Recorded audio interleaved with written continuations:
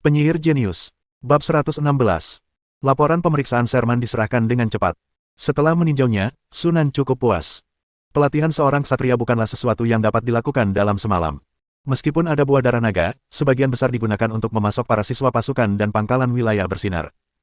Hanya sebagian kecil yang dapat dipasok ke Akademi Ksatria Hati Naga, yang tidak cukup untuk membuat ratusan orang menjadi ksatria hanya dalam 4 tahun. Jiangsu Selatan siap secara mental untuk pertempuran yang berlarut-larut. Lagi pula, butuh waktu lama untuk membangun sistem pelatihan yang lengkap. Mengesampingkan sementara urusan mengenai Akademi Ksatria Hati Naga, Sunan mengalihkan perhatiannya kembali ke kultivasi dan penelitian. Namun saat itu, Qi tiba-tiba menemukannya. Ada yang tidak beres. Qi meletakkan selembar informasi di depan Sunan. Dia mengambilnya dan melihatnya, alisnya langsung terangkat sedikit. Laporan intelijen menunjukkan bahwa dalam 3 bulan terakhir, lebih dari selusin bangsawan di Kerajaan Bintang telah meninggal karena penyakit atau kecelakaan. Kesamaan yang mereka miliki adalah bahwa mereka sangat menentang penerimaan kepercayaan aliran Xinghuo semasa hidup mereka. Selain mereka, keturunan langsung mereka juga meninggal karena berbagai alasan. Akibatnya, ketika mereka meninggal, gelar mereka langsung diwarisi tanpa hambatan oleh ahli waris yang tersisa, atau, karena semua ahli waris telah meninggal, wilayah dan gelar mereka langsung diambil kembali oleh bangsawan yang pangkatnya lebih tinggi. Insiden serupa telah sering terjadi sebelumnya, mengingat sifat lingkungan aristokrat yang terkenal kacau, tetapi fakta bahwa lebih dari selusin insiden terjadi hanya dalam 6 bulan benar-benar mengerikan. Tanpa diragukan lagi, Spark Cult ada di balik ini. Mereka masih menggunakan taktik yang sama seperti Markis Jinyan, hanya saja sekarang mereka menjadi lebih berani dan terang-terangan. Sekte Starfire terlalu malas untuk menutupinya. Apa mereka tidak takut memancing reaksi keras dari bangsawan lain? Secerca keterkejutan melintas di mata Sunan. Qi menggelengkan kepala dan berkata, para bangsawan yang baru diangkat ini, serta para bangsawan yang mencaplok wilayah-wilayah yang lebih rendah, semuanya telah secara terbuka menerima keyakinan Gereja Starfire. Ditambah dengan dukungan Adipati Agung, mungkin inilah yang memberi Gereja Starfire keyakinan untuk mengambil pendekatan konfrontatif seperti itu. Kalau dipikir-pikir lagi, mungkin kau benar. Kultus Api Bintang memang berjanji kepada Adipati Agung bahwa umurnya akan diperpanjang. Kalau tidak, Adipati Agung tidak akan membiarkan Kultus Api Bintang melakukan hal seperti itu. Ini benar-benar merusak fondasi Kadipaten.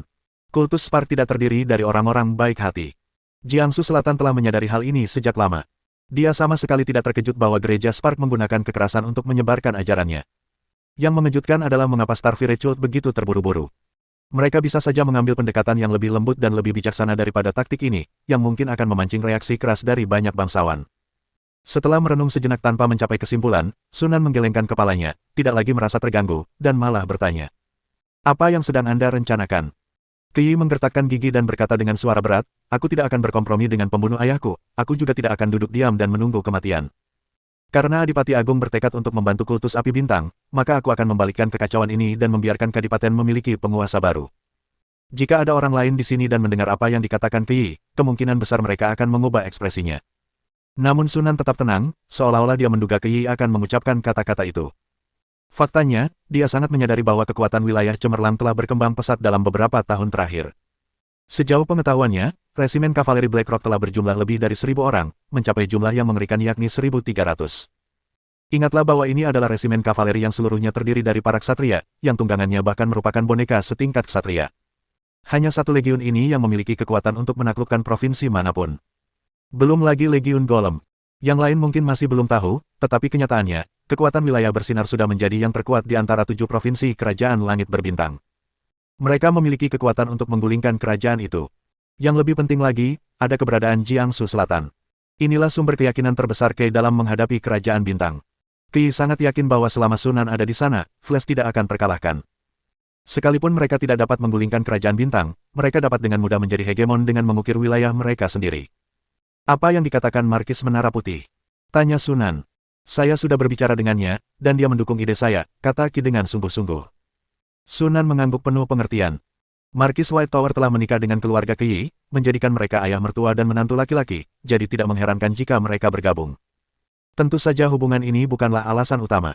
Bagi sosok berkuasa seperti Markis Menara Putih, seorang putri tidaklah sepenting kepentingan keluarganya. Kekuatan militer yang ditunjukkan oleh Shining Territory merupakan faktor paling krusial dalam membujuk Markis of the White Tower. Kalau begitu, silakan saja.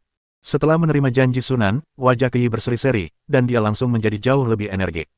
Saya lega mendengar Anda mengatakan itu. Meski sudah bulat hatinya, Qi tidak serta-merta bertindak gegabah. Sebaliknya, ia mulai melakukan persiapan secara diam-diam. Sementara itu, Sunan juga mulai mengatur penjaga untuk Qi. Mengingat praktik kejam kultus api bintang saat ini, mereka mungkin akan mengirim seseorang untuk menyerang Kei.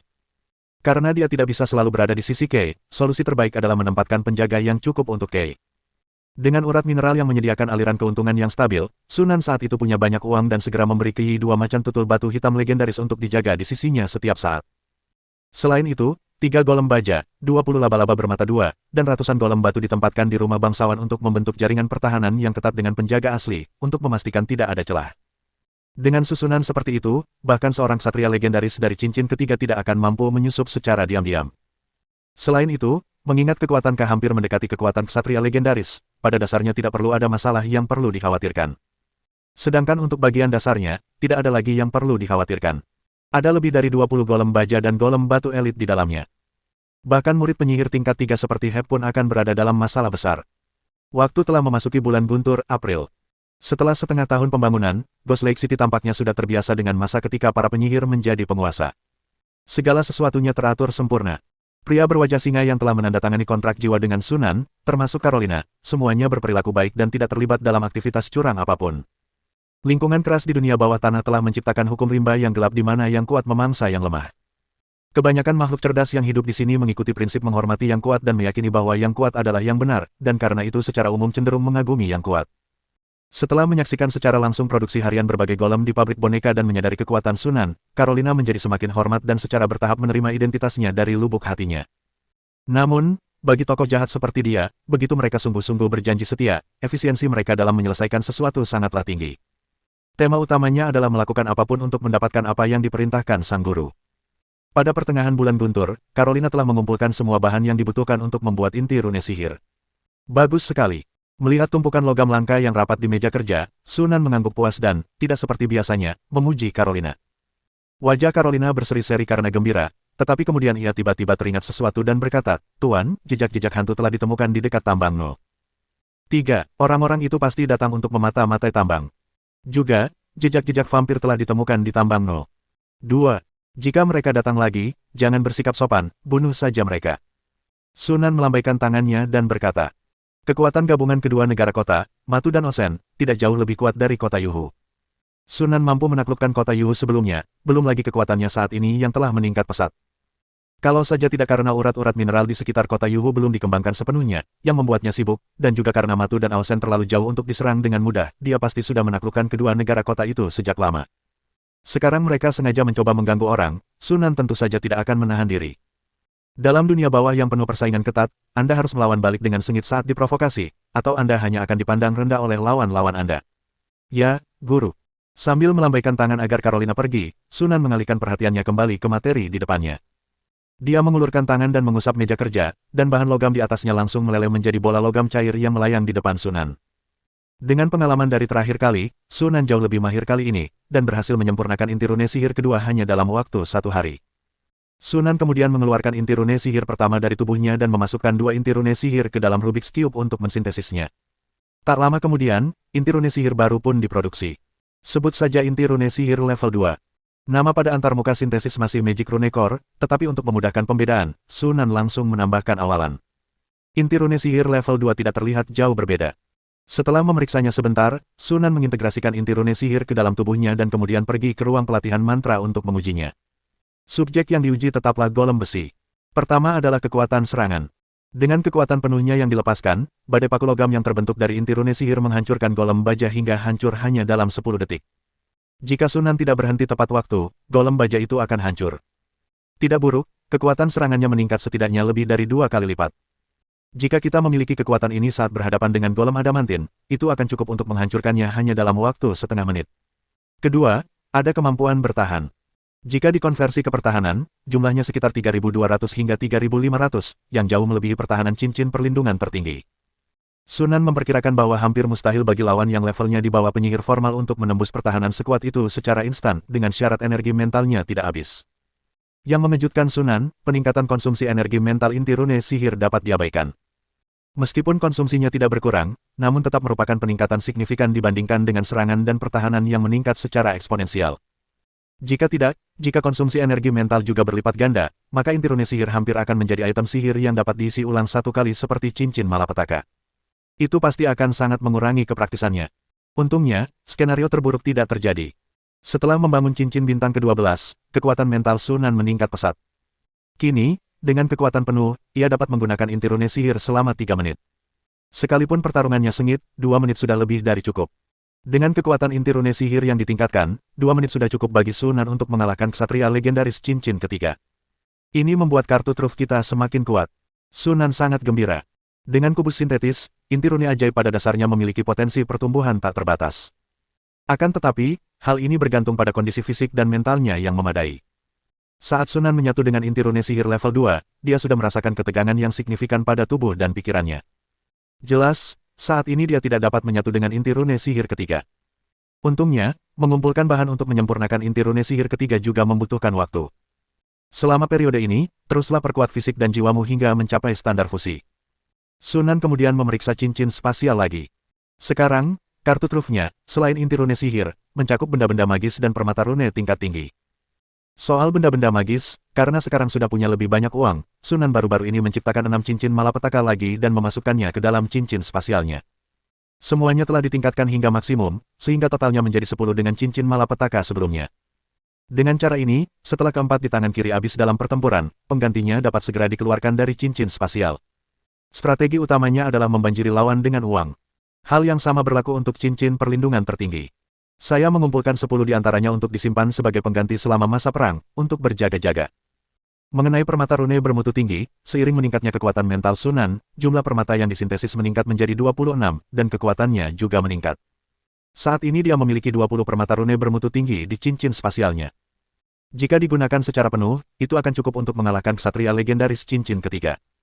Selain itu, kubus tersebut selalu berisi 20 golem batu elit, serta laba-laba bermata dua yang telah disintesis dan ditingkatkan ke tingkat ksatria legendaris. Ini hampir tidak dapat dianggap sebagai salah satu kartu truf kami. Secara keseluruhan, kekuatan Sunan saat ini hanya berada di kisaran menengah di antara para calon penyihir tingkat ketiga, dengan satu-satunya kemampuan yang menonjol adalah kemampuan merapal mantra secara diam-diam. Namun, mengingat banyaknya keunggulan yang dimilikinya, cukuplah untuk dianggap sebagai salah satu pesaing teratas. Bahkan melawan kelompok teratas dari murid penyihir tingkat ketiga, mereka akan mempunyai peluang untuk bertarung. Sayang sekali jumlah yang dibutuhkan untuk mensintesis boneka legendaris cincin kedua terlalu besar. Kalau tidak, mensintesis satu saja akan menjadi kartu truf yang sangat berharga. Sunan secara khusus mengujinya dan menemukan bahwa untuk mensintesis golem batu legendaris cincin kedua dibutuhkan sebanyak 456 golem batu. Itu hampir 10 kali lipat biaya golem elit legendaris yang dibuat hingga level pertama. Jelasnya, setelah Anda mencapai level legendaris, jumlah item yang diperlukan untuk mensintesis meningkat secara eksponensial pada setiap level berikutnya. Pada akhirnya, biaya golem batu cincin kedua yang legendaris mendekati 20.000 koin emas. Bahkan jika Anda menghabiskan semua pajak dari seluruh wilayah bersinar selama setahun penuh, Anda tetap tidak akan dapat mensintesis lebih dari beberapa. Namun, pada level legenda cincin kedua, nilainya tidak dapat lagi diukur dengan uang. Jika Kiai atau Markis lainnya harus memilih antara 20.000 koin emas dan seorang prajurit ring kedua yang legendaris dan pekerja keras, tanpa diragukan lagi semua orang akan memilih yang terakhir. Jika Anda benar-benar bertekad untuk mensintesisnya, Anda juga dapat mensintesisnya di Jiangsu Selatan. Akan tetapi, saat ini ada terlalu banyak tempat yang membutuhkan golem batu, dan kita tidak bisa menyisihkan banyak golem batu sekaligus. Alasan lainnya adalah ia lebih suka membuat laba-laba bermata dua yang fleksibel daripada golem batu yang canggung dan berat. Jumlah laba-laba berbilah kembar pada level ksatria puncak yang dibutuhkan untuk mensintesis cincin legendaris kedua relatif kecil, hanya 118. Namun, masih akan membutuhkan waktu bagi masyarakat di Jiangsu Selatan untuk mengumpulkan dana ini. Tidak usah buru-buru. Tambangnya masih jauh dari habis, jadi tidak perlu khawatir soal uang. Kalau waktunya cukup, cepat atau lambat kita pasti bisa mensintesis boneka legendaris ring kedua. Bab 117. Di pintu masuk pangkalan. Suara ringkikan kuda dan teriakan orang memenuhi udara. Sekelompok anggota kamar dagang menurunkan kotak-kotak barang dari truk, sambil berkeringat. Manajer di sebelahnya masih berteriak keras, hati-hati, hati-hati, ada barang berharga di dalam. Kalau ada yang rusak, kamu nggak akan sanggup bayar, bahkan kalau gajimu turun sebulan. Di antara kerumunan itu terdapat lebih dari selusin pria yang sangat kekar dan kuat dengan rambut tubuh tebal dan fitur wajah yang liar, masing-masing membawa kotak berat di satu tangan, tampak sangat santai. Mozuo, yang tidak jauh darinya, memperhatikan ini dan mengangguk diam-diam. Tampaknya menerima para bismen ini adalah keputusan yang bijaksana. Mereka bisa bertugas sebagai penjaga dan melakukan pekerjaan. Mereka pekerja keras dan teliti. Satu gaji bisa mempekerjakan tenaga kerja setara dengan 2 atau 3 orang, yang sangat hemat biaya. Setelah bencana mistifikasi, para bismen tidak dapat lagi tinggal di Principality of Stars. Mereka dibenci dan diusir kemanapun mereka pergi. Akibatnya, manusia binatang bermigrasi ke negara tetangga. Di antara mereka, Kadipaten Jinghua menyaksikan masuknya manusia binatang dalam jumlah besar. Atas permohonan Ota, Muzuo memutuskan untuk menerima sekelompok manusia binatang, yang mana sempat menimbulkan banyak kontroversi di dalam kamar dagang pada saat itu, namun kini tampaknya ia tidak melakukan kesalahan. Saat aku tengah merenungkan hal ini, tiba-tiba terdengar suara gemuruh di telingaku. Gerbang dasar terbuka perlahan, dan golem tanah liat tinggi muncul dari dalam. Masing-masing dari mereka membawa beberapa kotak yang ditumpuk bersama-sama, yang terlihat sangat berat. Setelah mencapai karavan, para golem tanah liat itu dengan hati-hati meletakkan kotak-kotak itu di tanah, tetapi suaranya masih berupa bunyi gedebuk teredam, menyebabkan anggota serikat di sekitarnya tersentak kaget. Orang-orang besar ini luar biasa kuat. Kotak-kotak itu pasti beratnya paling sedikit 1 ton. Kudengar ini disebut golem. Itu menakjubkan. Para anggota kamar dagang berbisik-bisik di antara mereka sendiri, sambil menunjuk dan mengomentari patung tanah liat tersebut. Terutama bagi pendatang baru yang melihat golem tanah liat untuk pertama kalinya, mata mereka terbelalak karena penasaran. Tuan Sherman. Dari sudut matanya, Muzuo sekilas melihat sesosok orang berjalan keluar dari pangkalan, dan matanya langsung berbinar saat ia menghampirinya untuk menyambutnya. Dibandingkan dengan penampilannya yang muda dan naif saat pertama kali bertemu beberapa tahun lalu, si Emen sekarang memiliki sikap yang tenang dan kalem yang mengundang rasa hormat. Lama tidak bertemu, Presiden Muzuo. Setelah bertukar basa-basi, Sherman menunjuk ke kotak-kotak yang ditumpuk di tanah tidak jauh dari sana dan berkata sambil tersenyum. Inilah logam-logam yang akan diperdagangkan kali ini. Semuanya telah dilebur menjadi ingot. Minta seseorang untuk memeriksanya. Jika tidak ada masalah, lanjutkan dengan harga sebelumnya. Setelah berhasil mengembangkan urat mineral di sekitar kota Yuho, perdagangan antara persekutuan pedagang rubah api dan Sunan meluas melampaui ramuan hingga mencakup perdagangan logam. Lagi pula, ada 5 tambang termasuk tambang perak di dalam gua, dan para golem tanah liat sangat efisien dalam menambang, menghasilkan produksi besi, tembaga, emas, dan perak yang luar biasa setiap bulannya. Wilayah bersinar saja tidak akan mampu menghabiskan semuanya, dan sebagian besar harus dijual kepada pihak lain. Muzuo menjawab, lalu berbalik untuk menginstruksikan pelayan agar orang-orang menginventarisasi persediaan. Ia kemudian menoleh ke Siemen dan berkata dengan hati-hati, Yang Mulia Siemen, saya menerima surat dari Tuan Sunan sebelumnya, yang mengatakan bahwa beliau ingin meningkatkan jumlah transaksi ramuan. Mengenai hal ini, guru sudah memberitahuku. Sherman tersenyum tipis. Mulai hari ini, pangkalan akan menggandakan jumlah ramuan yang dijual. Saya ingin tahu apakah persekutuan pedagang Firefox mampu menangani volumenya. Tentu saja, tidak masalah. Kata Muzuo dengan tegas. Bercanda, Anda harus memaksa diri untuk makan meskipun Anda tidak bisa. Sejak membuka jalur perdagangan ramuan, keuntungan persekutuan pedagang Firefox telah meroket.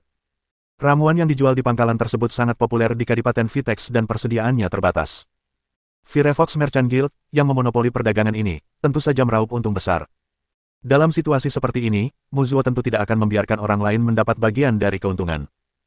Sekalipun persekutuan pedagang Firefox tidak mampu menangani volume ramuan 2 kali lipat, mereka tetap bisa mengembangkan agen dan mentransfer sebagian ramuan kepada mereka untuk dijual, dengan serikat yang mengambil sebagian keuntungannya. Dengan begitu, mereka tetap bisa meraup untung besar. Siapapun yang memiliki sedikit kecerdasan tahu apa yang harus dilakukan. Baguslah. Lagi pula, mencari mitra bisnis terpercaya lainnya cukup merepotkan, kata Sherman sambil tersenyum. Yang Mulia Sherman, yakinlah, persekutuan pedagang Firefox kami dapat menangani sebanyak yang Anda inginkan. Muzuo menepuk dadanya dan berjanji, lalu dengan hati-hati menambahkan. Saya membalas surat Tuan Sunan beberapa hari yang lalu, yang menyebutkan tentang tugas sebagai agen ramuan penyihir. Saya ingin tahu apa pendapat Tuan Sunan. Ramuan penyihir yang disebutkan Muzuo bukanlah ramuan encer seperti sebelumnya, tetapi ramuan penyihir sungguhan. Ramuan yang diencerkan itu merupakan harta langka bagi para kesatria biasa, tetapi efeknya kurang terasa bagi para kesatria hebat.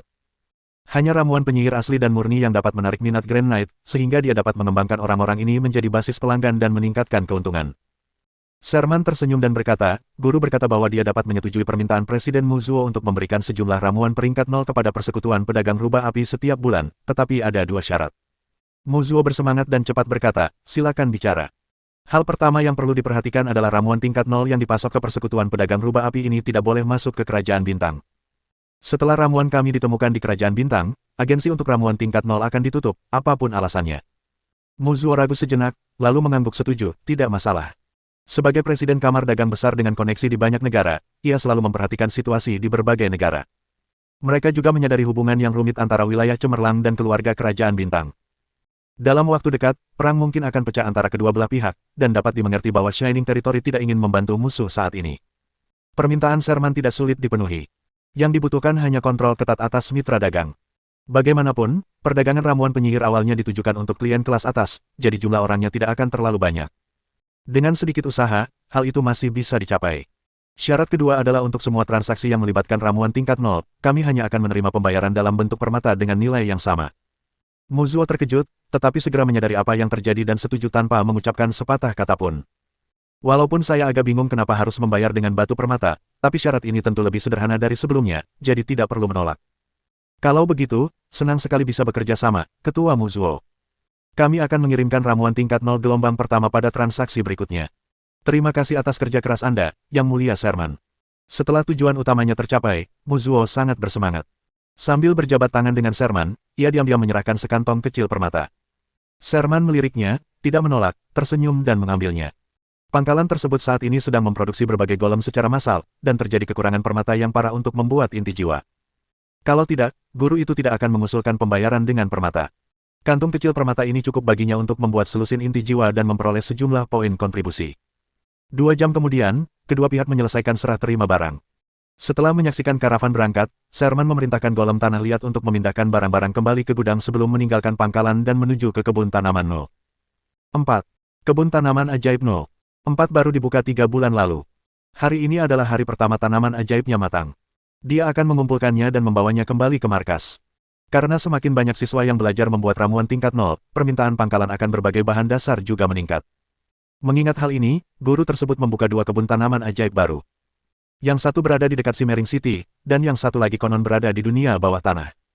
Dikatakan bahwa Taman Tanaman Ajaib No. 5 dan No. 6 saat ini sedang memilih lokasi dan bersiap untuk memulai pembangunan. Sejak bergabung dengan pangkalan itu, Sherman telah menyaksikan semua perubahan yang terjadi di sana, dan dia dapat merasakan kemakmuran dan perkembangan pesat pangkalan itu. Mungkin dalam waktu dekat, pangkalan itu akan dapat menjadi menara penyihir seperti yang digambarkan dalam buku. Ia berharap ia dapat menyaksikan hari itu tiba dengan mata kepalanya sendiri. Dunia bawah tanah, Ghost Lake City. Istana pusat, ruang belajar. Aroma harum samar tercium melalui ruang belajar yang sunyi, aroma teh herbal yang menenangkan. Sunan duduk di mejanya, menulis dan menggambar dengan penuh perhatian, dengan secangkir teh herbal yang menenangkan di sampingnya. Teh yang diresapi bunga-bunga yang menenangkan dapat menenangkan pikiran, meningkatkan konsentrasi, dan bermanfaat untuk penelitian eksperimental. Namun, penggunaannya yang lebih umum adalah untuk membantu meditasi. Di antara para calon penyihir, hanya Sunan, yang memiliki 3 kebun sihir dan 2 kebun lagi yang sedang dibangun, yang mampu menggunakan bunga penenang untuk membuat teh. Setelah beberapa lama, Sunan meletakkan pena bulunya, mengambil teh bunga di sebelahnya, dan meminum semuanya sekaligus. Dia meletakkan cangkir tehnya, melihat gambar desain baru di atas meja, dan senyum puas muncul di bibirnya. Setelah berbulan-bulan melakukan penelitian, ia akhirnya menggabungkan golem permata dan teknologi miniaturisasi golem untuk mendesain golem baru. Tubuh, otot, tulang, dan organ dalam golem baru ini sebagian besar terbuat dari berlian, sementara pembuluh darahnya terbuat dari mitril. Jantungnya ditempa dari permata rune berkualitas tinggi, dilengkapi dengan berbagai logam langka dan material dasar seperti perak dan emas. Boneka terakhir tidak hanya memiliki tubuh yang tidak bisa dihancurkan, tetapi juga memperoleh kemampuan untuk memanipulasi partikel energi dengan bantuan permata rune tingkat tinggi. Selain itu, beberapa mantra cincin 0, cincin pertama, dan cincin kedua akan terukir di tubuh mereka, sehingga memberi mereka kemampuan untuk merapal mantra. Menurut rencana Sunan, meskipun boneka terakhir tidak akan mencapai tingkat penyihir formal, boneka itu akan jauh lebih kuat daripada murid penyihir tingkat ketiga pada umumnya. Orang-orang seperti Heb tidak sebanding dengan boneka baru itu. Satu-satunya masalah masih biaya. Meskipun ada pengurangan biaya yang signifikan, perkiraan awal untuk membuat boneka seperti itu adalah akan membutuhkan 16 kg mitril, ribuan unit berlian standar, sekitar 20 permata rune bermutu tinggi, dan sejumlah besar bahan dasar. Yang paling penting, kristal jiwa kecil dibutuhkan sebagai inti jiwa. Pada akhirnya, total biayanya setidaknya 80.000 koin emas. Berlian dan permata rune berkualitas tinggi mudah diperoleh. Kamu bisa mengumpulkannya jika kamu bersedia meluangkan waktu. Sedangkan untuk kristal jiwa kecil, kamu bisa mensintesisnya menggunakan kristal jiwa mini. 20 atau 30 seharusnya sudah cukup. Satu-satunya masalahnya adalah mitril. Sunan saat ini memiliki 2 tambang perak, keduanya mengandung sejumlah kecil mitril. Namun, kedua urat perak itu kecil, dan meskipun ditambang seluruhnya, hanya 11 atau 12 kg mitril yang dapat diperoleh.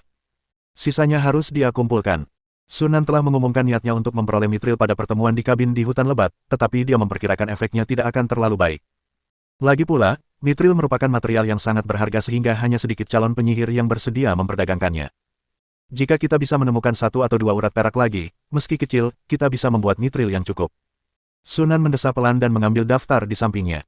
Ini adalah daftar inventaris gudang yang disusun oleh Gli, yang menunjukkan arus persediaan masuk dan keluar bulan ini. Mayoritas aliran keluar secara alami terdiri dari berbagai pengencer. Meskipun meraup untung besar dari pertambangan, Sunan tidak menyerah dalam penjualan ramuannya. Sebaliknya, ia memperluas skala bisnisnya. Lagi pula, tidak ada seorang pun yang akan mengeluh karena memiliki terlalu banyak cara untuk menghasilkan uang. Batasnya adalah 5 kebun tanaman ajaib di sekitar Shining City. Lebih dari itu akan menyebabkan mereka saling mengganggu dan mengurangi hasil panen. Lingkungan kota Yuhu unik dan tidak cocok untuk menanam tanaman ajaib. Cukup dengan membuka kebun tanaman ajaib. Jika kita ingin membuka kebun tanaman ajaib baru, kita harus mencari tempat di kota lain. Provinsi Jinyan memiliki wilayah yang luas, dengan banyak tempat yang cocok untuk mengembangkan taman tanaman ajaib. Masalah utamanya adalah jika taman tanaman ajaib yang baru terlalu jauh dari pangkalan, pasukan harus ditempatkan di sana, yang membutuhkan sejumlah besar golem. Saat ini, sebagian besar golem yang diproduksi oleh Sunan dan pangkalan telah dimasukkan ke dunia bawah tanah, tetapi masih ada beberapa celah. Terlebih lagi, perang dengan keluarga kerajaan langit berbintang kemungkinan akan segera pecah, dan dia perlu menciptakan sejumlah golem untuk memperluas pasukan golemnya. Dia tidak memiliki golem tambahan untuk diinvestasikan dalam pembangunan taman tanaman ajaib yang baru, yang letaknya jauh dari kota bersinar. Rencana ini harus ditunda untuk sementara waktu. Untungnya, tanaman ajaib yang ada saat ini cukup untuk memasok kebutuhan pokok dan memudahkan perdagangan ramuan. Meong. Sebuah suara yang familiar tiba-tiba terngiang di telinganya. Sunan merasakan beban di bahunya dan menoleh. Emi sudah berada di bahunya, dengan batu berdebu di mulutnya. Batu itu mungkin tampak biasa saja, tetapi Sunan dapat merasakan sejumlah besar partikel energi di atasnya. Ini, batu abu-abu. Sunan mengambil batu itu dan memeriksanya sejenak, dan segera menyadari asal-usulnya. Secara harfiah, batu tanah abu-abu termasuk dalam kristal unsur. Batu ini merupakan zat kristal yang terbentuk dari akumulasi unsur-unsur tanah selama bertahun-tahun. Sebagian besar terkubur jauh di bawah tanah dan sulit ditemukan. Di mana kamu menemukan ini? Sunan bertanya pada Emi dengan heran. Aku menggalinya di bawah tanah, Meong. Emi mengangkat kepalanya dengan bangga. Waktu aku jalan-jalan di dekat sini, aku menemukan banyak partikel energi di bawah tanah, jadi aku minta bantuan Carolina untuk menggalinya, dan begitulah aku menemukan benda ini. Sunan tiba-tiba menyadari bahwa Emi memiliki kemampuan untuk merasakan fluktuasi partikel energi. Jadi, apakah ini berguna untukmu? Emi menatap Sunan penuh harap. Berhasil. Sunan mengangguk sambil tersenyum dan menepuk kepala Emi. Greystone memiliki banyak kegunaan. Dapat digunakan untuk membuat ramuan, membuat benda ajaib, membuat boneka, dan mendirikan susunan sihir, seperti batu ajaib. Meong, itu bagus. Emi mengusap-usap telapak tangan Sunan seolah menikmatinya. Dunia bawah tanah jelas lebih menyenangkan daripada di sini. Kalau aku menemukan sesuatu yang bagus, aku akan memberikannya padamu. Si kecil tampak sangat gembira, seakan-akan ia telah menemukan tempatnya untuk bersinar. Sunan terkekeh pada dirinya sendiri. Dia ingat bagaimana dia menipu Emi agar kembali ke Flash City bersamanya. Saat itu, saya punya ide untuk menggunakan kemampuan Emi untuk merasakan fluktuasi partikel energi untuk menemukan warisan sihir atau material langka, tetapi saya sibuk dengan banyak hal dan tidak pernah punya waktu untuk keluar dan menjelajah. Saya tidak pernah menyangka ini akan berjalan sebaik ini. Jika Emi dapat menemukan beberapa bahan langka di dunia bawah tanah, itu akan menjadi hal yang baik. Bab 118. Pada tahun 1254 kalender cahaya bintang, bulan bunga baru. Sesuatu yang menggemparkan seluruh kerajaan bintang telah terjadi. Marquis of the Shining, Kei Janes, secara terbuka menentang Starfire Chul, mengecamnya karena membunuh para bangsawan dan mendatangkan malapetaka bagi negara. 3 hari kemudian, Adipati Fansing secara terbuka menegur Marquis Samuang atas penghinaannya terhadap agama negara dalam sebuah sidang pengadilan. Ia memerintahkan Marquis Samuang untuk segera mencabut larangan gereja Xinghuo, mengizinkan gereja Xinghuo memasuki provinsi Jinyan untuk menyebarkan agamanya dan mendirikan gereja, serta memberi contoh dengan meyakini gereja Xinghuo sendiri. Jika tidak, ia akan dianggap sebagai pengkhianat dan pasukannya akan dikirim untuk menumpasnya. Tepat pada hari dekrit itu tiba di Shining Territory, Marquis Shining segera mengibarkan panji pemberontakan. Marquis Menara Putih kemudian menanggapi. Maka, menyusul Marquis Jinyan, pemberontakan kedua yang bahkan lebih besar pun meletus di Kadipaten Fansing. Adipati Agung Fansing sangat marah dan memerintahkan Marquis Soman, Marquis Zizu, dan Marquis Hulan untuk mengirim pasukan guna menumpas pemberontak. Perang sudah di depan mata. Di dalam ruang sidang, semua orang berkumpul bersama. Selain Qi dan Sunan, bangsawan inti lainnya dari wilayah cemerlang, seperti Brenton, Jodon, dan Starley, juga hadir. Kelompok itu sedang berdiskusi secara menarik tentang rencana strategis mereka. Provinsi Soman dan Zizu berada di belakang kita. Saya sarankan kita konsentrasikan pasukan kita untuk merebut kedua provinsi ini terlebih dahulu, baru kemudian kita bisa memusatkan pasukan kita untuk menyerang provinsi-provinsi lain tanpa khawatir bagian belakang kita diserang. Tidak, Provinsi Soman dan Provinsi Zizu tidak kuat. Selama kita mengirim pasukan ke garnisun kota Mengguang, kita bisa menekan dan mencegah mereka bergerak. Sebaliknya, Provinsi Hulan datang dengan kekuatan besar dan kita harus berhati-hati. Benar. Dalam bencana mistifikasi sebelumnya, pasukan Provinsi Hulan hampir tidak mengalami kerugian, jauh lebih baik daripada dua provinsi lainnya. Justru karena mereka tidak boleh diremehkan, kita harus terlebih dahulu menangani Provinsi Soman dan Provinsi Zizu, menstabilkan garis belakang, baru kemudian kita bisa berkonsentrasi menangani Provinsi Hulan. Bukan begitu cara kerjanya. Orang-orang yang hadir dengan cepat terbagi menjadi dua kelompok, berdebat satu sama lain, masing-masing dengan alasan mereka sendiri. Melihat ini, Kei sama sekali tidak marah, dan dengan tenang menatap Sunan di sampingnya. Menurut Anda mana yang lebih baik? Sunan berpikir sejenak, lalu bertanya alih-alih menjawab, bagaimana dengan Markis Pagoda Putih? Provinsi Pagoda Putih dekat dengan Provinsi Daun Merah, dan dia akan menahan pasukan Provinsi Daun Merah untuk kita. Di provinsi mana dari 5 provinsi tersebut, Sekte Spark saat ini memiliki pengaruh paling kuat? Tanya Sunan lagi. Provinsi Daun Merah dan Provinsi Danau Anggrek. Tanpa berpikir dua kali, Kei menjawab, jelas sudah mengetahui informasi ini. Dengan dukungan kuat dari keluarga kerajaan, pekerjaan misionaris kultus Starfire berjalan paling baik di Provinsi Daun Merah, yang juga merupakan wilayah dengan jangkauan terluas dan kekuatan terkuat mereka. Kedua, ada Provinsi Hulan. Banyak bangsawan di Provinsi Hulan telah dibunuh oleh gereja Starfire. Sisanya adalah boneka yang didukung oleh mereka atau memiliki kepentingan yang berkolusi dengan mereka. Semua kota menengah dan besar di provinsi ini memiliki cabang gereja Starfire. Mata Sunan sedikit berkedip, lalu tiba-tiba ia tertawa. Kalau begitu, serang Provinsi Soman dan Provinsi Zizu terlebih dahulu, baru kalahkan dua wilayah terlemahnya. Kei ragu-ragu dan bertanya, bagaimana dengan Provinsi Hulan? Aku akan pergi ke Provinsi Danaulan untuk membuat masalah bagi kultus api bintang dan para bangsawan di sana, agar mereka tidak punya waktu untuk memfokuskan energi mereka pada perang. Sunan memperlihatkan senyum jenaka. Mereka tidak bisa selalu menjadi pembunuh orang lain sementara mereka sendiri lolos begitu saja, bukan? Sudah saatnya mereka merasakannya juga. Mendengar ini, senyum langsung muncul di wajah Ke, tetapi kemudian dia bertanya dengan sedikit khawatir. Kau yakin? Orang-orang dari kultus Starfire itu tidak mudah dihadapi. Jangan khawatir, aku tahu apa yang aku lakukan. Sunan tersenyum tipis, nadanya tenang namun menyampaikan ketenangan dan kekuatan yang meyakinkan. Mendengar dia berkata begitu, Kei mengangguk dan tidak berkata apa-apa lagi. Aula itu menjadi sunyi pada suatu saat, dan semua orang mendengarkan dengan tenang percakapan antara keduanya. Melihat bahwa Sang Tuan dan Dewa Sunan telah merampungkan strategi selanjutnya hanya dalam beberapa kata, semua orang berhenti berdebat dan menerimanya dengan tenang. Sesaat kemudian, sekelompok jenderal keluar dari rumah bangsawan dan bergegas menuju berbagai arah. Mesin perang yang dikenal sebagai wilayah bersinar segera digerakkan. Dunia bawah tanah, Ghost Lake City. Pabrik boneka. Karena kedekatannya dengan tambang, Sunan baru-baru ini memurnikan golem di pabrik boneka di sini. Pada saat ini, sudut pabrik boneka dipenuhi dengan laba-laba bermata dua yang tak terhitung jumlahnya, yang hampir menempati sebagian besar pabrik. 108, 10 kurang. Sunan menggunakan sihirnya untuk memindahkan batangan besi dari sudut dan mulai menempa laba-laba bermata dua. Sebelum menuju Provinsi Hulan, persiapan yang matang harus dilakukan. Tentu saja tidak ada waktu untuk membuat boneka ajaib. Kami belum mengumpulkan semua bahannya. Namun level legendaris Twin Edge Speeder di ring kedua tidak memiliki masalah. Selama periode ini, Sunan telah mengumpulkan laba-laba bermata dua. Kalau bukan karena batch yang diberikan ke Kei di tengah, kita pasti sudah ngumpulin 118 sekarang. Namun itu tidak lama lagi. Kita akan dapat mengumpulkan semuanya segera. Dengan bahan yang cukup, Sunan hanya menghabiskan setengah hari untuk membuat 8 laba-laba bermata dua. Dia kemudian menempatkan ke-118 laba-laba bermata dua itu ke dalam Rubik's Cube dan memilih untuk mensintesiskannya. Kilatan cahaya hitam, dan tiba-tiba seekor laba-laba raksasa berwarna hitam legam muncul di depan mereka. Laba-laba bermata dua yang disempurnakan tidak banyak berubah ukurannya, tetapi warna tubuhnya menjadi lebih pekat, memancarkan kilau metalik dingin di bawah cahaya lampu batu ajaib. Kedua kaki depannya yang tajam berkilau dingin, tampak agak menakutkan. Bagus. Cukup untuk menghadapi murid penyihir tingkat 3 seperti Heb. Sunan mengangguk puas. Boneka level legendaris cincin kedua sudah cukup untuk menghadapi murid penyihir level ketiga yang lebih lemah. Dengan kartu truf tambahan ini, kami jauh lebih percaya diri dalam operasi ini. Tepat pada saat itu, terdengar ketukan di pintu. Masuklah, kata Sunan tanpa menoleh. Carolina menyelinap masuk, mengibaskan ekornya, dan tatapannya tertuju pada laba-laba bermata dua di depan Sunan. Tubuhnya langsung menegang. Naluri utamanya yang tertanam dalam darahnya membuat dia merasakan ancaman yang kuat dari laba-laba bermata dua ini. Dia hanya pernah merasakan hal ini dengan tuannya dan mantan penguasa kota, Yusula. Mungkinkah laba-laba bermata dua ini memiliki kekuatan tempur yang sebanding dengan Yusula? Pikiran itu mengejutkan Carolina. Dia selalu tahu bahwa gurunya sangat terampil dalam membuat boneka, dan bahkan memiliki boneka level legendaris cincin pertama, tetapi dia tidak pernah menyangka bahwa gurunya bahkan memiliki boneka level legendaris cincin kedua.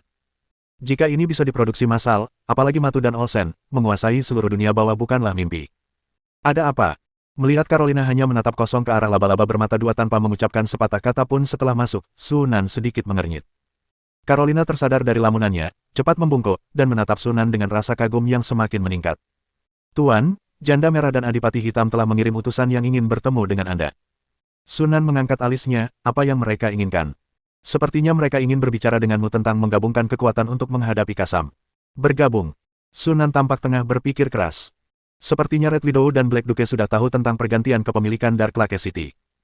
Kalau tidak, menurut Carolina, kedua negara kota yang bergabung untuk melawan Kasam terakhir kali tetapi ditipu oleh manusia berwajah singa tidak akan mengambil inisiatif untuk bekerja sama. Mengingat upaya mata-mata kedua negara kota itu, Sunan mengerucutkan bibir dan melambaikan tangan, berkata, abaikan saja. Aku tidak punya waktu untuk mengurusi ini sekarang. Kita bicarakan nanti setelah aku selesai mengurus urusanku. Carolina ragu sejenak, tetapi akhirnya dia tidak mengatakan apapun dan dengan hormat setuju. Ya, Guru. Setelah Carolina pergi, Sunan menyimpan laba-laba bermata dua dan bersiap pergi ke gudang untuk mengambil sekumpulan boneka golem lainnya. Dia tahu apa yang Carolina coba katakan, tetapi dia benar-benar tidak menghargai kolaborasi tersebut. Di masa lalu, manusia berwajah singa tidak mampu melawan serangga milik Kasam sendirian, itulah sebabnya ia perlu mencari kerjasama. Sekarang, kekuatan Ghost Lake City telah meningkat pesat, dan bahkan tanpa bekerja sama dengan dua negara kota lainnya, ia memiliki kekuatan untuk melawan Kasam. Terlebih lagi, seiring berjalannya waktu, kekuatan kota Yuhu akan semakin kuat. Jika kita menunggu 1 atau 2 tahun lagi, serangan balik terhadap Kasam bukanlah hal yang mustahil. Dengan keyakinan yang cukup, Sunan tidak berniat terlibat dalam kerjasama yang kejam dengan dua negara kota lainnya. Kalau dipikir lebih dalam, mungkin mereka bisa memanfaatkan invasi Kasam untuk melemahkan kekuatan Matu dan Osen, lalu mencaplok kedua negara kota ini dan memperluas wilayah mereka.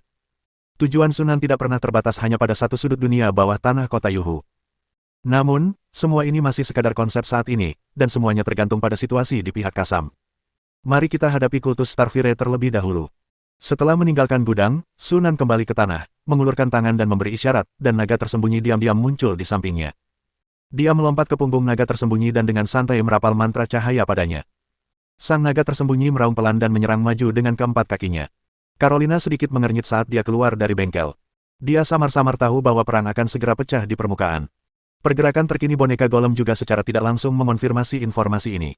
Meskipun serangga di Kasam sedang bergerak, belum ada tanda-tanda mereka akan melancarkan invasi, jadi tidak mengherankan jika tuan mereka fokus ke permukaan. Namun, menolak mentah-mentah permintaan kerja sama dari Red Widow dan Black Duke tampaknya terlalu menantang. Secara geografis, kota Dark Lake lebih terancam oleh Kasam. Red Widow dan Black Princess pernah memanfaatkan situasi ini, dan Yusula tidak tahan, jadi ia menipu mereka. Jika mereka menolaknya begitu saja, dan Red Widow serta Black Duke mengikuti jejak mereka dan meninggalkan hubungan tersebut, maka Dark Lake City akan mengalami masalah besar.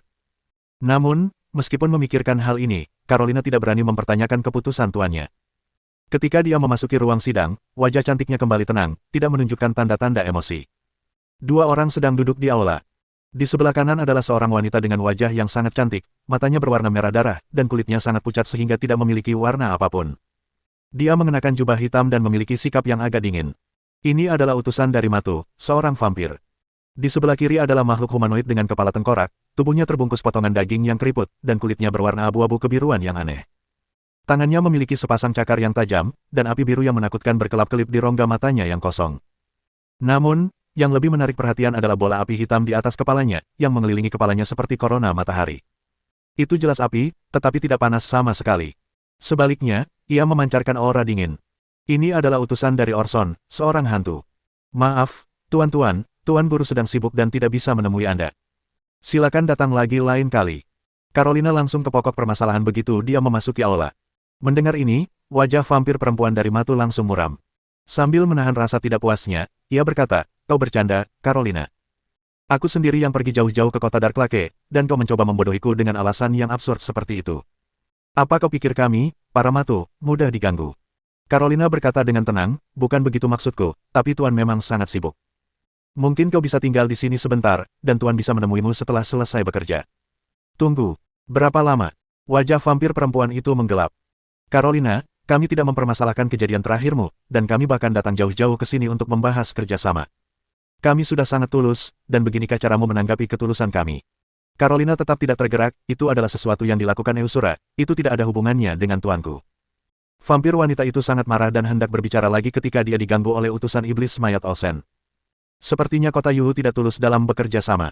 Sang iblis mayat berdiri, melirik Carolina dengan acuh tak acuh, dan api jiwa di rongga matanya memancarkan cahaya dingin. Kalau begitu, aku tidak perlu tinggal lebih lama lagi. Begitu dia selesai berbicara, utusan iblis mayat berjalan keluar aula tanpa ragu-ragu. Utusan vampir itu mengerutkan kening, lalu bangkit dan pergi. Kamu akan menyesalinya, Carolina. Begitu utusan iblis mayat melangkah keluar dari kota danau hantu, dia mendengar hembusan angin di belakangnya. Vampir wanita itu telah menyusul. Sepertinya kau menanggapi semuanya dengan tenang. Carolina jelas-jelas hanya mempermainkan kita, dan kau tidak marah sedikit pun. Iblis mayat meliriknya dan berkata dengan tenang, memangnya kenapa kalau kamu marah? Apa kamu mau melawan Carolina di wilayahnya? Lebih lanjut, sikap kota Yuhu sudah jelas. Tanggung jawab saya hanyalah melaporkan masalah ini kepada Duke Black. Mengenai langkah selanjutnya, terserah beliau untuk mempertimbangkannya. Mendengar utusan iblis mayat mengatakan hal ini, ekspresi vampir perempuan itu perlahan melunak, meskipun dia masih agak tidak senang. Carolina Jalang itu, dulu dia sombong sekali, tapi sekarang dia merendahkan diri di hadapan manusia. Sungguh hina. Itu bukan manusia biasa, dia penyihir. Api jiwa di rongga mata hantu itu berkedip-kedip, seolah-olah sedang berpikir keras. Dilihat dari penampilan Carolina, sepertinya dia rela menjadi budak penyihir itu. Hanya orang yang sangat kuat yang bisa membuat Carolina tunduk seperti itu. Penguasa kota baru kota Yuhu ini kemungkinan besar lebih kuat dari yang kita duga. Mendengus. Vampir wanita itu mendengus dengan nada menghina. Memangnya kenapa kalau dia kuat? Apa dia bisa melawan serangga kasam sendirian? Tunggu saja. Kalau serangga kasam melakukan gerakan aneh, mereka pasti akan datang mengemis kepada kita. Bab 119. Kota Ya'an, Provinsi Hulan. Kota berukuran sedang ini terletak di dekat perbatasan Provinsi Hulan, dan lebih jauh di depannya adalah kota Jinmai di Provinsi Jinyan. Tidak lama setelah Grand Duke of Stars memerintahkan penindasan Shining Rebels, pasukan besar ditempatkan di kota itu. Badai yang datang telah membuat kota yang biasanya ramai menjadi luar biasa sepi. Berjalan menyusuri jalan, selain para prajurit yang bergegas lewat, tidak ada satupun pejalan kaki yang terlihat. Rumah tuan kota, balai kota. Lebih dari 10 orang duduk saling berhadapan. Duduk di ujung meja adalah Arunore, orang kepercayaan Marquis of Lakeland dan komandan barisan depan. Di sebelah kirinya adalah para jenderalnya, masing-masing menyandang gelar Viscount atau Baron. Begitulah, sampai-sampai Baron Baltman, penguasa kota Ya'an, hanya bisa duduk di dasar meja, wajahnya penuh dengan senyum hati-hati dan menjilat. Duduk di sebelah kanan adalah sekelompok orang yang mengenakan jubah biru tua. Jubah mereka semua dihiasi dengan pola bintang yang cemerlang, dan lambang api dilukis di dada mereka. Siapapun yang melihat mereka berpakaian seperti ini dapat menebak identitas mereka, anggota Sparkle. Pemimpinnya tidak lain adalah Jensen Rosario, pemimpin Starvy Rachel. Pandangannya perlahan menyapu para bangsawan di seberangnya, akhirnya tertuju pada Pangeran Nolai. Pangeran Nore, kapan Anda berencana mengirim pasukan? Mata Count Nore berkilat tidak senang saat Jensen menggunakan nama depannya, tetapi mengingat status orang lain, dia menahannya dan berkata sambil tersenyum paksa. Butuh beberapa hari lagi untuk memindahkan persediaan. Imam Besar Jensen, harap bersabar dan tunggu. Kami akan mengirimkan pasukan segera setelah persediaan tiba. Tidak perlu melakukan itu. Jensen sedikit mengernyit.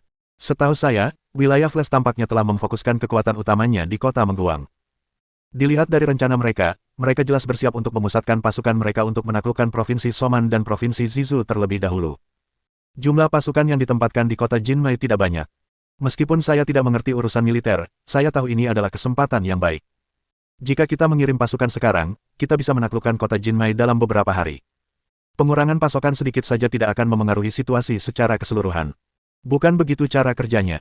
Sebelum Arunore sempat berbicara, seorang Viscount dengan hikmat mengambil alih pembicaraan. Kekuatan wilayah Flash terbukti bagi semua orang. Legiun Golem dan Kavaleri Batu Hitam termasuk di antara pasukan terkuat di benua ini. Meskipun jumlah pasukan di kota Gandum Emas tidak banyak, kami tidak yakin apakah kedua legiun ini ada. Untuk berjaga-jaga, lebih baik mengirim pengintai untuk mencari tahu lebih banyak. Ini juga akan memungkinkan kami menunggu pasokan tiba. Benar sekali, lebih baik bermain aman. Lagi pula, lawannya adalah pemimpin bersinar itu. Perang bukan permainan anak-anak. Kau tidak bisa terburu-buru bertindak sesuka hati, atau kau akan hancur cepat atau lambat. Sekelompok bangsawan ikut memberikan tanda setuju. Melihat Jensen terdiam dengan ekspresi muram, Arunore terbatuk dan berkata perlahan, Pendeta Agung Jensen, kami, seperti Anda, ingin menghabisi para pemberontak sesegera mungkin, tetapi kami tetap harus bertindak hati-hati. Anda tidak ingin kami berakhir seperti Markis Jinyan, kan? Saat Markis Jinyan disebutkan, mata Yansen berkedip sedikit. Selama perang itulah wilayah Radiant memperlihatkan kekuatan militernya yang luar biasa dahsyat kepada semua bangsawan, sebuah fakta yang masih membuat merinding jika diingat saat ini.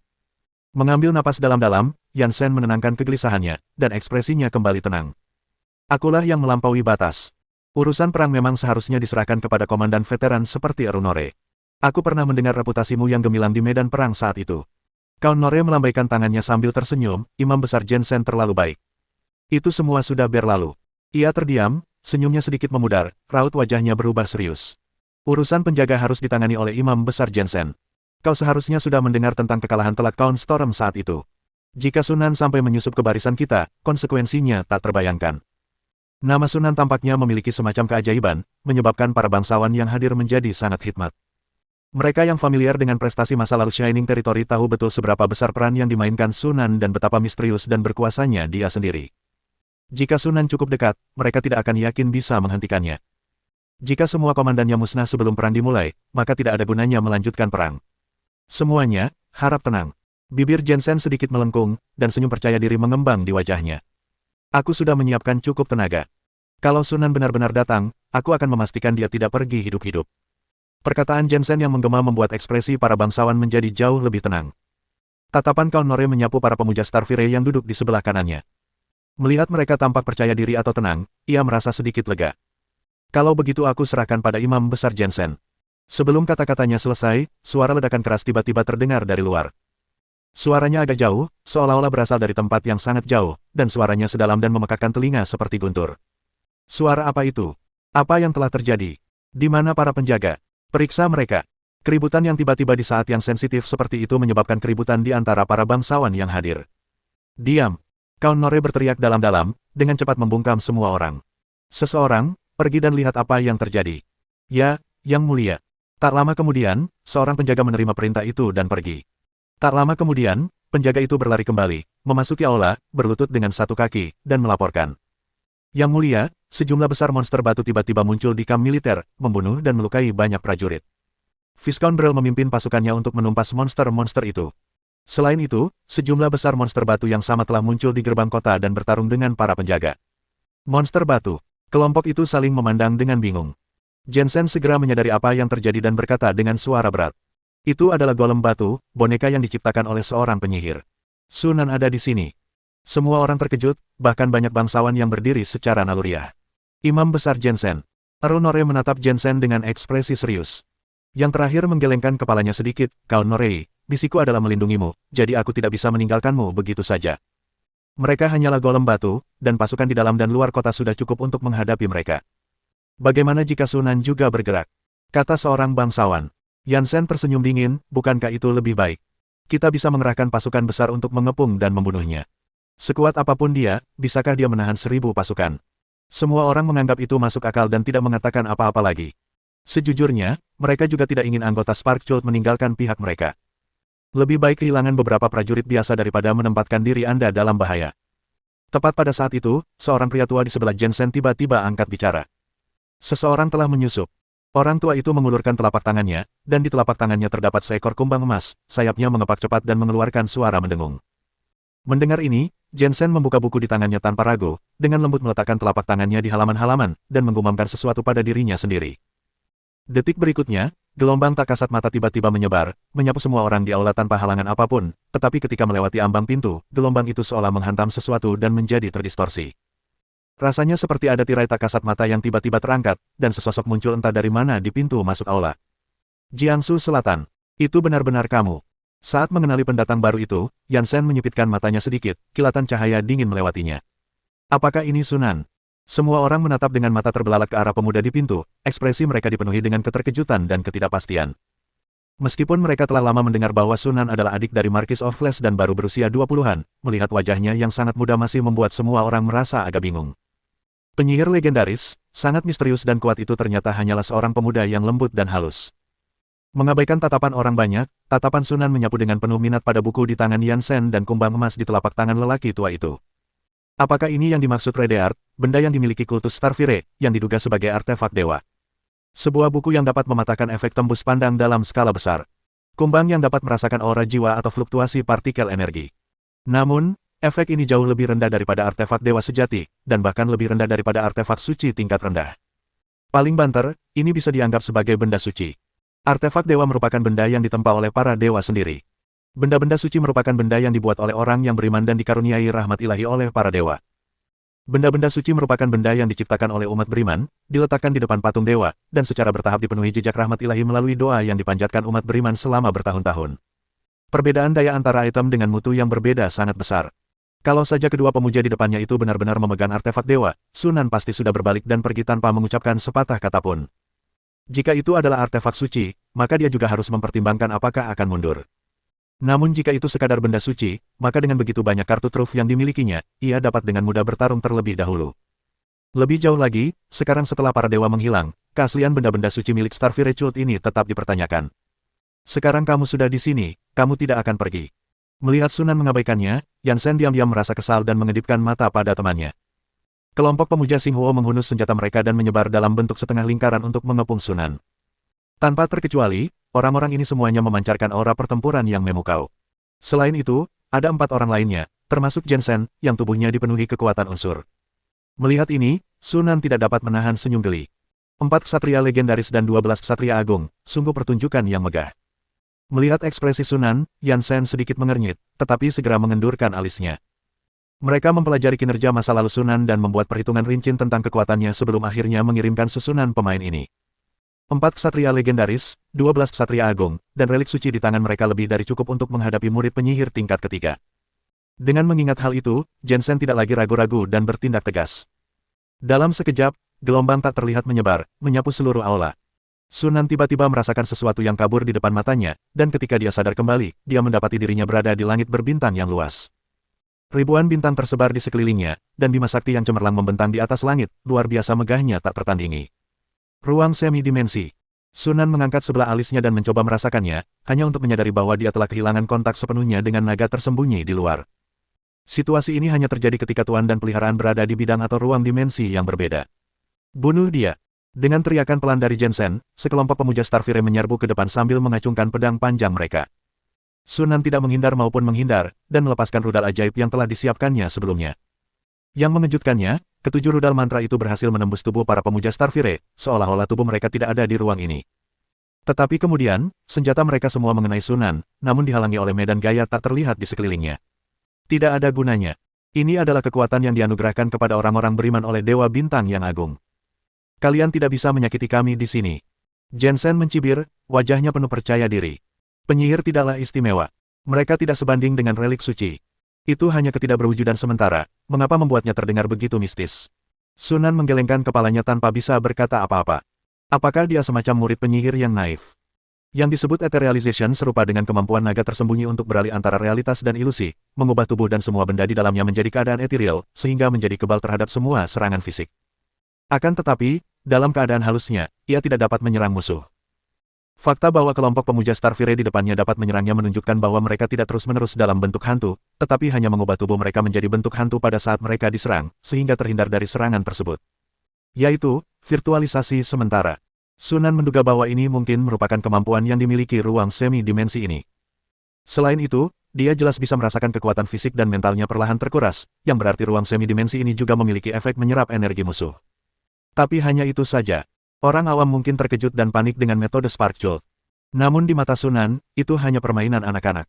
Di dunia sihir, ada banyak kemampuan yang jauh lebih aneh dan sulit dihadapi daripada ini. Virtualisasi sesungguhnya lebih merepotkan, tetapi virtualisasi sementara jauh lebih mudah ditangani. Sunan mencibir, dan cahaya perak tiba-tiba menyambar dadanya. Detik berikutnya, cairan logam perak yang tak terhitung jumlahnya meninggalkan tubuhnya, berputar-putar di sekelilingnya, dan dengan cepat mengembun menjadi kerucut tajam berkilau. Setelah jeda sejenak, kerucut tajam yang tak terhitung jumlahnya tiba-tiba melesat keluar. Dalam sekejap, badai logam yang dahsyat menyelimuti area dalam radius 100 meter di selatan Jiangsu. Mendesis. Ledakan yang memekakkan telinga dan membelah udara itu tiada henti. Hampir seketika cahaya perak itu menyambar, anggota Starfire Cult yang hadir merasakan ada sesuatu yang salah dan segera memasuki keadaan transformasi halus. Tetapi sebagaimana dugaan Sunan, wujud halus mereka tidak dapat bertahan lama. Hanya 4 atau 5 detik kemudian, sekelompok orang harus kembali ke bentuk fisik mereka. Dalam sekejap, bunyi dentuman tumpul dari bilah pisau tajam yang mengiris daging terdengar satu demi satu. Ke-12 anggota Starfire Cult, semuanya pada level Grand Knight, bahkan tidak sempat berteriak sebelum mereka langsung tercabik-cabik menjadi awan kabut darah oleh badai logam, tidak meninggalkan jejak apapun pada tubuh mereka. Hanya 4 ksatria legendaris yang tersisa, berjuang untuk bertahan. Keempatnya diselimuti cahaya bintang yang redup. Berkat lapisan cahaya bintang inilah mereka mampu bertahan hidup. Kalau tidak, dengan kekuatan inti rune sihir level 2, mereka berempat pasti sudah lama mengikuti jejak rekan-rekan mereka. Jensen menatap Sunan dengan tatapan ngeri. Rasa percaya diri yang ditunjukkannya sebelumnya telah sirna, digantikan oleh keterkejutan dan ketidakpercayaan. Bab 120. Jensen menganggapnya tidak dapat dipercaya. Mengapa kekuatan yang ditunjukkan Sunan saat ini jauh lebih kuat daripada yang mereka selidiki dan duga? Keduanya bahkan tidak berada di liga yang sama. Meski telah mengerahkan begitu banyak ahli dan dibantu oleh artefak suci, mereka tetap menderita banyak korban hanya dalam satu kali pertempuran. Kekuatan semacam ini benar-benar mengerikan. Apa sebenarnya yang terjadi? Tepat ketika Jensen dipenuhi keraguan dan ketidakpastian, seorang ksatria legendaris yang sedikit lebih lemah tak mampu lagi bertahan. Cahaya bintang di sekelilingnya lenyap seketika, dan sedetik kemudian, ia meledak menjadi awan kabut darah. Melihat ini, Jensen merasa sedikit cemas dan tidak berani menunda lagi. Ia menggertakkan gigi dan meletakkan tangannya di atas buku itu. Berdengung. Langit berbintang tiba-tiba bergetar. Bintang-bintang di sekitarnya berdengung dan bergetar, seolah ditarik oleh kekuatan tak terlihat, lalu jatuh ke arah Sunan bagaikan meteor, dan seketika menelannya. Ledakan. Deru bintang yang bertabrakan bergema melalui kehampaan. Keributan besar itu tampaknya mengguncang seluruh ruang, seakan-akan akan runtuh. Langit berbintang di sekitarnya tampak meredup, dan di kejauhan tampak kabur. Jensen terengah-engah, berkeringat, matanya tertuju ke arah Sunan. Serangan ini hampir menguras habis energi buku bintang, hanya menyisakan sedikit saja untuk menjaga agar domain langit berbintang tidak menghilang. Ini adalah kartu truf terakhirnya. Jika ini masih tidak menyelesaikan masalah pada Sunan, maka dia benar-benar tidak punya pilihan lain. Paku-paku perak di sekelilingnya telah lenyap tanpa jejak. Kelompok itu akhirnya mendapat kesempatan untuk mengatur napas, mata mereka tertuju pada nyala api dan cahaya bintang yang saling terkait di kejauhan. Apakah kamu membunuh mereka? Dia seharusnya mati. Bahkan seorang ksatria ring kedua yang legendaris pun tak akan mampu menahan serangan itu. Bahkan jika dia tidak mati, dia akan terluka parah. Api dan cahaya bintang perlahan menghilang. Ketiganya menelan ludah dan menatap dengan mata terbelalak, tetapi apa yang mereka lihat selanjutnya membuat mereka merasa seolah-olah telah jatuh ke dalam gua es, anggota tubuh mereka menjadi dingin. Sunan berdiri di sana dengan tenang, tidak terluka sama sekali, dan pakaiannya bahkan tidak robek. Sama sekali tidak terluka. Bagaimana ini mungkin? Mata Jensen dipenuhi dengan keterkejutan dan ketidakpercayaan. Bahkan serangan terkuat yang dilepaskan oleh buku bintang tidak dapat melukai Sunan. Dua orang lainnya juga menjadi pucat pasi, wajah mereka dipenuhi keputusasaan. Menghadapi lawan yang begitu tangguh, mereka sama sekali tidak memiliki peluang untuk menang. Sunan melirik cincin perlindungan ekstrim yang kusam dan tak bernyawa di tangan kanannya, sedikit terkejut. Harus dikatakan bahwa kekuatan serangan itu cukup mencengangkan. Bahkan pertahanan 1000 poin dari Ring of Ultimate Protection tidak dapat menahan kerusakannya. Hanya berkat pertahanan Magic Rune Core lah kerusakan yang meluap-luap dapat dikurangi. Jika dikonversi ke peringkat pertahanan, Sunan memperkirakan kekuatan serangan ini setidaknya 1200 hingga 1400. Beberapa murid penyihir level 3 yang lebih lemah, bahkan jika mereka berhasil menahan serangan, akan terluka parah. Kemungkinan besar Red Heart rusak parah akibat tindakan ini. Memalingkan pandangannya, Sunan mendongak ke arah Jensen dan dua orang lainnya. Menatap tatapan acuh tak acuh Sunan, Jensen dan dua orang lainnya tanpa sadar mundur selangkah, wajah mereka memucat. Sekarang, mereka mengerti bahwa sekte itu telah sangat meremehkan kekuatan Sunan. Hanya dalam 2 atau 3 tahun, kekuatan Jiangsu Selatan telah berkembang ke tingkat yang mengagumkan, jauh melampaui sebelumnya. Bahkan Uskup Agung Oviedo mungkin tidak mampu mengalahkan Sunan. Akan tetapi, mereka tidak dapat lagi menyampaikan informasi ini kembali ke sekte tersebut. Di tengah tatapan ketakutan dan putus asa dari ketiganya, banjir cahaya keperakan menyapu sekali lagi, memenuhi seluruh bidang penglihatan mereka bagai hujan deras. Di lobi, para bangsawan memandang Sunan, Jensen, dan yang lainnya yang tiba-tiba menghilang, dan tidak dapat menahan diri untuk saling memandang dengan bingung. Bisakah Imam Besar Jensen dan anak buahnya mengalahkan Sunan? Baron Bertman, penguasa kota Yaan saat ini, menyeka keringatnya dan tidak dapat menahan diri untuk bertanya dengan khawatir. Jika mereka tidak bisa melenyapkan Sunan, para bangsawan lainnya bisa melarikan diri, tetapi wilayah kekuasaannya ada di sini. Jika dia tidak lari, dia akan mati. Jika dia lari, dia akan kehilangan segalanya. Jangan khawatir. Melihat ekspresi panik di wajah semua orang, Runore memberikan pernyataan yang meyakinkan. Imam Besar Jensen datang dengan persiapan kali ini dan pasti akan mengalahkan Sunan. Earl benar. Sunan hanya satu orang. Dia jelas bukan tandingan Imam Besar Jensen dan kelompoknya. Dilihat dari seberapa percaya diri Imam Besar Jensen tadi, jelas tidak ada masalah. Seolah-olah untuk menekan kegelisahan mereka, semua orang ikut menimpali perkataan Runore. Namun, meskipun mengatakan itu, tak seorang pun berniat tinggal di sana lebih lama lagi. Mereka segera ingin meninggalkan balai pertemuan dan keluar untuk mengumpulkan pasukan besar untuk mengepung tempat itu. Namun begitu mereka keluar dari aula, mereka mendengar teriakan dan pembunuhan yang riuh. Apa yang terjadi? Tanya Runore sambil mengerutkan kening. Seorang penjaga segera melangkah maju untuk melaporkan, Yang Mulia, dua monster telah muncul di halaman. Monster apa? Tanya Runore dengan heran. Bukankah Sunan terlibat dengan Sekte Xinghuo? Kok ada monster di sini? Mungkinkah itu golem batu lagi? Namun, Cao Nole segera tidak ragu lagi. Dengan suara gemuruh yang memekakan telinga, tembok yang tak jauh dari situ runtuh, dan dari debu, seekor kadal raksasa yang ditutupi sisik hitam dan merah dengan percikan api berkelap-kelip di antara giginya, dan seekor laba-laba raksasa yang seluruhnya hitam dengan kaki depan yang tajam seperti pisau bergegas keluar. Kedua monster itu berlumuran darah, seolah-olah mereka telah diguyur hujan darah. Entah berapa banyak penjaga yang telah mereka bunuh saat mereka menyerbu masuk dari luar. Monster macam apa itu? Mereka datang. Hentikan mereka. Para bangsawan yang hadir membawa banyak pengawal saat tiba, dan mereka semua berkumpul tak jauh dari aula dewan. Mendengar keributan itu, mereka bergegas menghampiri. Melihat kadal raksasa dan laba-laba raksasa di depan mereka, mereka semua terkejut, tetapi atas perintah tuan mereka masing-masing, mereka tetap mengertakkan gigi dan bergegas maju. Para penjaga ini hampir semuanya adalah ksatria formal. Akan tetapi, begitu mereka benar-benar terlibat dalam pertempuran, mereka menyadari bahwa kekuatan yang biasanya mereka banggakan sama sekali tidak ada artinya di hadapan kedua monster ini. Dengan sekali menerkam dan menggigit, kadal raksasa itu mencabik salah satu pengawal ksatria menjadi dua. Lalu, dengan kibasan ekornya, tiga pengawal ksatria terlempar tinggi ke udara dengan ledakan yang menusuk. Saat mereka masih di udara, suara mengerikan dari tulang-tulang yang meledak keluar dari tubuh mereka, dan tubuh mereka terpelintir menjadi lengkungan yang menakutkan, sudah mati. Laba-laba hitam raksasa itu bahkan lebih ganas. Dengan ayunan ringan kaki depannya, ia membelas orang pengawal ksatria menjadi dua, lengkap dengan baju zirahnya, semulus memotong tahu. Sebaliknya, ketika senjata mereka sendiri mengenainya, mereka hanya menghasilkan jejak percikan api, tanpa meninggalkan bekas putih sedikit pun. Dalam waktu kurang dari setengah menit, para ksatria dan pengawal terbunuh atau terluka dan terpaksa mundur berantakan. Para bangsawan menjadi pucat, tetapi tidak ada yang dapat mereka lakukan. Mereka tidak pernah menyangka kalau rumah bangsawan yang dijaga ketat itu akan ditembus oleh dua monster, dan begitu banyak ksatria dan pengawal tidak dapat berbuat apa-apa. Mereka ingin meminta bala bantuan, tetapi musuh berada tepat di depan mereka, dan mungkin sudah terlambat untuk pergi ke kamp militer untuk meminta pasukan sekarang. Terlebih lagi, kamp militer juga telah diserang, jadi apakah mereka dapat tiba tepat waktu juga menjadi masalah. Apa yang harus kami lakukan, Yang Mulia? Semua orang menoleh menatap Runore. Setelah melalui banyak pertempuran, Pangeran Nore tidak panik. Ia menarik napas dalam-dalam dan menghunus pedang panjang ksatria dari pinggangnya. Terobos. Begitu kita sampai di kamp militer, kita akan aman. Baron Bertman ragu-ragu dan berkata, mengapa kita tidak menunggu Imam Besar Jensen dan yang lainnya keluar? Banyak bangsawan mengangguk tanpa sadar. Kalau bisa, mereka tetap tidak mau ambil risiko menerobos, karena kedua monster itu terlihat sangat kuat. Para penjaga mereka bisa bertahan sebentar, bahkan mungkin sampai Imam Besar Jansen membunuh Sunan. Lalu, dengan bantuan mereka, menghadapi kedua monster ini akan sangat mudah. Cao Nore mengerutkan kening, hendak berbicara lagi, ketika sebuah suara tiba-tiba datang dari belakangnya yang membuat bulu kuduknya merinding. Sayangnya, tidak perlu menunggu lebih lama lagi. Semua orang berbalik dengan terkejut dan melihat bahwa Sunan telah kembali ke aula pada suatu saat. Akan tetapi, anggota Starfirecho tidak ditemukan. Melihat ekspresi Sunan yang acuh tak acuh, wajah semua orang berubah pucat pasi, dan rasa takut yang terasa seperti hati mereka sedang terkepal langsung muncul di hati mereka. Di mana kau, Imam Besar Jensen dan yang lainnya? Baron Bertman tergagap, secercah harapan masih terlihat di matanya. Sunan meliriknya dengan pandangan mengejek, mengabaikan pertanyaan yang jelas. Sebenarnya, dia tidak perlu menjawab.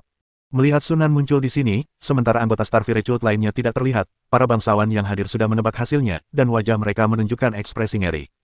Saat berikutnya, Sunan sedikit mengangkat jarinya. Dalam sekejap, sambaran petir yang tak terhitung jumlahnya menyambar dan menghantam para bangsawan. Sebagian besar bangsawan yang hadir adalah ksatria, yang terkuat adalah Runore, ksatria agung tingkat menengah. Untuk menghadapi antek-antek ini, Sunan bahkan tidak repot-repot menggunakan mantra. Ia hanya memanipulasi partikel energi untuk mengembun menjadi elemen fisik, langsung meledakkan semua orang hingga mati di tempat. Setelah petir menyambar, pintu masuk aula dipenuhi mayat-mayat hangus. Dari sekian banyak orang, hanya Cao Nore yang mampu menjaga tubuhnya tetap utuh, wajahnya yang tua membeku karena kebencian dan keputusasaan yang mendalam. Tidak adil jika ada orang yang dibunuh secara tidak tahu malu di jantung wilayahnya sendiri, wahai bangsawan yang bermartabat. Dengan kematian para bangsawan, para ksatria dan pengawal yang tersisa dengan cepat kehilangan keinginan untuk bertarung. Kebanyakan dari mereka melarikan diri dengan panik, sementara beberapa penjaga setia yang masih ingin membalaskan dendam tuan mereka dipotong dua oleh laba-laba bermata dua sebelum mereka sempat mendekati Sunan. Sunan tidak berlama-lama, dan berjalan keluar seolah-olah sedang berjalan santai. Sepanjang perjalanan, ia terus bertemu dengan prajurit yang datang untuk melindunginya, tetapi mereka dengan mudah dibasmi oleh naga tersembunyi dan laba-laba bermata dua tanpa ia harus melakukan apapun. Hewan peliharaan sihir dan boneka tingkat legendaris di ring kedua benar-benar kewalahan menghadapi prajurit biasa yang bahkan bukan seorang ksatria. Bahkan perwira setingkat ksatria terkadang tidak dapat menghentikan pria dan dua binatang ini. Sunan menerobos masuk, pertama-tama pergi ke cabang gereja Starfire di kota Yaan, lalu bergegas ke gerbang kota dan kamp militer untuk mengambil boneka golem, sebelum pergi dengan santai. Puluhan ribu tentara yang ditempatkan di kota Yaan bahkan tidak dapat menghentikannya. Mereka hanya bisa menyaksikan tanpa daya saat Sunan pergi, meninggalkan kekacauan. Provinsi Soman, Kota Gaoya. Qi berdiri di atas lereng bukit, menatap garis besar kastil di kejauhan, matanya berkedip sedikit. Kota tebing tinggi memiliki lingkungan geografis yang unik.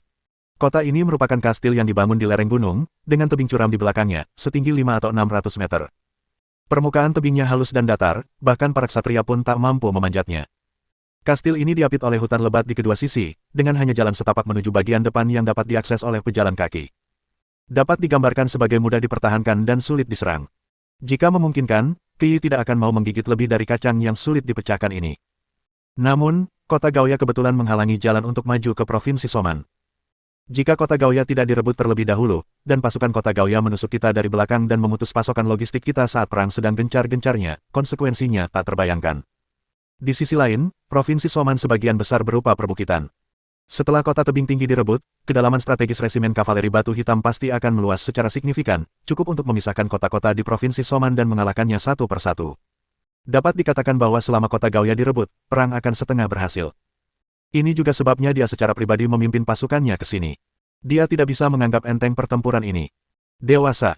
Brett datang dari belakang dan menyerahkan gulungan perkamen kepadanya. Ini adalah laporan pertempuran yang dikirim dari belakang.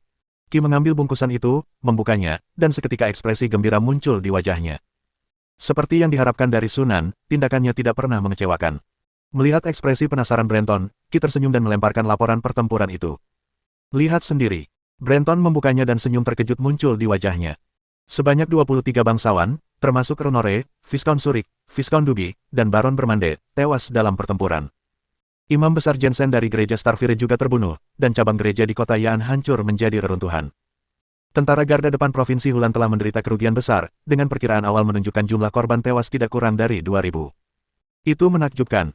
Bahkan dengan sifat Brenton yang tenang, dia tidak dapat menahan kegembiraannya saat melihat informasi ini. Setelah mengalami pukulan yang begitu berat, bahkan komandannya pun tertangkap, barisan depan kota Yaan, meskipun tidak sepenuhnya kehilangan semangat, tidak akan mampu menyerang kota Jinmai dalam jangka pendek. Sebelum kedatangan komandan baru dan bala bantuan di kota Yaan, kota Jinmai tidak perlu khawatir tentang ancaman dari Provinsi Hulan untuk saat ini. Mengenai apakah Provinsi Hulan dapat dengan cepat mengirim komandan baru dan bala bantuan, Brett menyatakan keraguannya yang besar. Lagi pula, Yang Mulia Sunan pernah berkata bahwa kota Yaan hanyalah perhentian pertama, dan masih banyak kejutan yang akan datang bagi Provinsi Hulan dan Sekte Xinghuo. Dengan Sunan di sini, kita tidak perlu khawatir tentang Provinsi Hulan untuk saat ini. Starley lebih dari mampu menangani masalah di kota Jinmai. Kita tidak boleh kalah dari Sunan. Kita harus merebut kota Gaoya sesegera mungkin. Ekspresi Qi penuh dengan kegembiraan saat dia menoleh ke Brett dan bertanya. Apakah tentara boneka sudah tiba? Kita sudah sampai di lokasi yang disepakati. Brett mengangguk dengan tegas. Baiklah, berikan perintah untuk menyerang. Ya, Tuan. Tak lama kemudian, suara trompet merdu bergema. Di dataran di bawah lereng bukit, pasukan berkilauan, yang telah siap bertempur, bergerak perlahan, secara bertahap mempercepat lajunya menuju High Cliff City, dan akhirnya berubah menjadi serangan. Dengan patung-patung iblis batu yang megah sebagai garda terdepan, pasukan itu menyerbu menuju kota Gaoya bagaikan gelombang pasang. Di atas tembok kota yang terbuat dari batu, sekelompok jenderal memandang pasukan yang menyerbu dari seluruh pegunungan dan dataran, terutama raksasa batu besar di garis depan, dan wajah mereka menjadi pucat.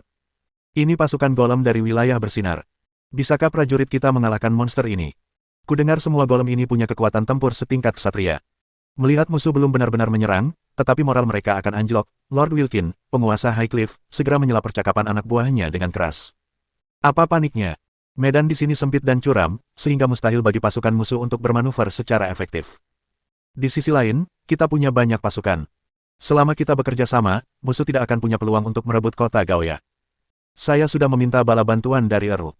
Jika kita bisa bertahan selama 3 hari, bala bantuan Earl akan tiba, dan setelah itu kita bisa tenang. Kata-kata penyemangat Lord Wilkins berhasil membangkitkan kembali moral garnison. Namun tepat pada saat itu, keributan tiba-tiba terjadi di belakang mereka. Seorang prajurit datang berlari dengan panik. Tuan, sesuatu yang mengerikan telah terjadi. Pasukan musuh telah memanjat tebing di belakang kita. Ekspresi Baron Wilkins berubah drastis. Ia mencengkeram kera prajurit itu dan meraung, wajahnya pucat pasi, mustahil. Bahkan para ksatria pun tak bisa memanjat tebing itu. Pasukan mana mungkin bisa sampai di sana? Mereka laba-laba besar. Seru prajurit itu tergagap. Mereka banyak sekali, kami yang sedikit di gerbang kota tak mampu menghentikan mereka. Sekarang laba-laba itu sudah menyerbu kota dan menuju ke sini. Baron Wilkins melonggarkan kera prajurit itu, bergegas ke tembok kota, dan melihat keluar. Benar saja, ia melihat asap dan debu mengepul di kejauhan, sosok-sosok melesat ke sana kemari, dan samar-samar melihat laba-laba hitam raksasa mengamuk di antara kerumunan, dengan cepat mendekati sisi ini. Melihat ini, Baron Wilkins merasa pusing dan terhuyung, hampir terjatuh. Wakilnya segera menenangkannya dan bertanya dengan khawatir, "Tuan, apakah Anda baik-baik saja?" Baron Wilkins terlalu sibuk untuk menjawab. Wajahnya pucat pasi, dan hanya satu pikiran yang bergema di benaknya. Penyelesaian sudah sepenuhnya berakhir. Pada saat yang sama, suara gemuruh langkah kaki yang berat telah mencapai tembok kota.